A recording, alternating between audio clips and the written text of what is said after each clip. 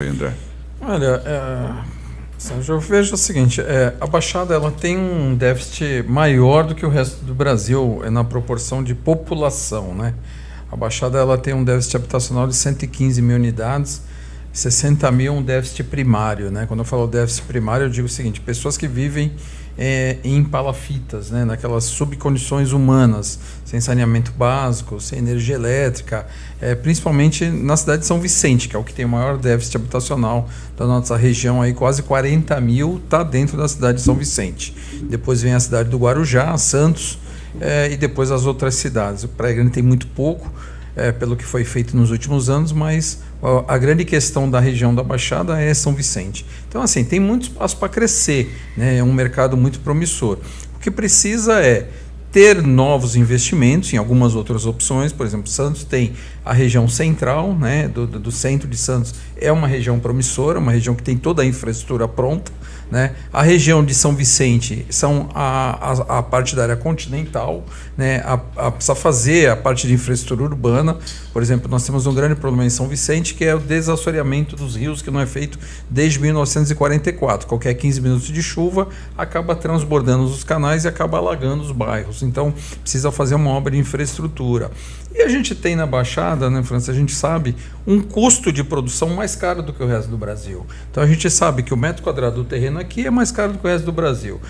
A fundação é mais cara do que no resto do Brasil. E a gente precisa trabalhar para ter um plano regional habitacional, não um plano nacional. Até porque o custo de construção e o custo de aquisição de terreno aqui é mais alto do que o resto do Brasil. Então, assim, a gente tem algumas coisas que a gente pode ajustar para o mercado, que eu digo assim, mercado habitacional, aquele de primeiro imóvel, que é a necessidade de tirar as pessoas dessa condição subhumana de viver. Já para o segundo imóvel, para quem tem já um pouco mais de renda a partir, a gente tem outras boas opções na Baixada, né? O que a gente precisa é voltar a gerar emprego. A gente tem que lembrar sempre que a Baixada também tem um índice mais alto de desemprego do que no resto do Brasil. Quando nós tínhamos 14% de desempregados na Baixada, eram 11% no Brasil. Hoje nós temos 11% de desempregados no Brasil, na Baixada, e temos 9% no Brasil. Então, o nosso índice de desemprego é maior do que no resto do Brasil. Isso reflete também no mercado imobiliário. Então, assim, a gente tem alguns ajustes que a gente tem que fazer. A Baixada é uma região que tem muito potencial para crescer, mas tem que fazer um ajuste em muitas coisas aqui. Questão ambiental, questão de uso e ocupação de solo. Então, assim, a gente tem muito espaço, Sérgio, mas a gente precisa fazer uma lição de casa muito grande que tem pela frente. E tal, eu queria fazer uma pergunta bem específica, talvez de cunho pessoal até a resposta.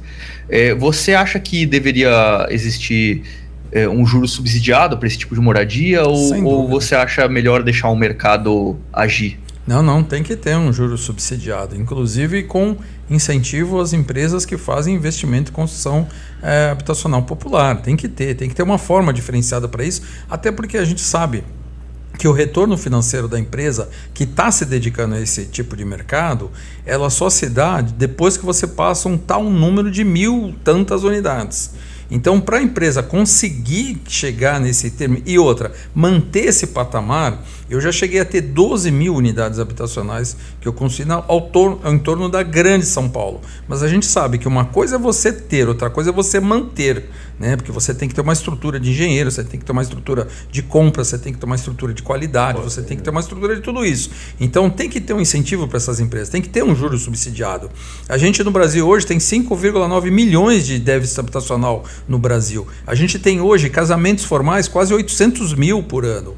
A gente tem novas famílias em torno de 1.100.000, 1.200.000. Então, se a gente hoje conseguisse zerar esses quase 6 milhões de déficit habitacional, a gente tem que lembrar que todo ano a gente precisa de mais de 1 milhão de novas moradias. Então, a gente precisa de um programa muito audacioso para conseguir colocar o Brasil dentro de um quadro favorável. E o que isso precisa? Realmente precisa de incentivo, precisa do juro subsidiado, precisa do investimento, como eu falei, do BNDES, empresas que trabalham nesse segmento. A gente precisa de um plano realmente como teve. Eu espero muito, viu, Zé, que a gente tenha um novo PAC que aconteceu no governo do PT, que foi a grande alavanca de desenvolvimento. O plano de aceleração de crescimento, ele gera um emprego ali na raiz, que é a construção civil, é obra de infraestrutura, é onde começa tudo. A mão de obra primária é a da construção.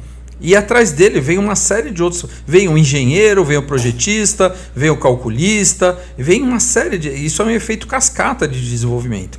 E eu espero, realmente, esse é o termo correto, né? E eu espero que realmente a gente tenha um novo plano de aceleração do crescimento, vindo aí numa nova fase, para que a gente consiga fazer o Brasil alavancar. Agora, a gente tem que resolver o problema. Outro dia eu vi o ministro Lewandowski falando dos presídios. Por que ele não vai visitar uma condição subhumana que mora um morador, por exemplo, na cidade de São Vicente? É fácil fazer um discurso, porque o presídio, eu também concordo que a condição subhumana de um presidiário que ele vive, mas vai conhecer, que nem eu tive lá na Vila dos Pescadores em Cubatão, que as pessoas moram em cima da água, vai conhecer a região lá do Santa Rosa, ali no fundo do Miosotes, no Guarujá, vai conhecer as favelas que tem por aí. Aí você vai ver que a gente tem que dar muito mais atenção a quem vive numa condição subhumana de moradia habitacional do que quem vive num presídio.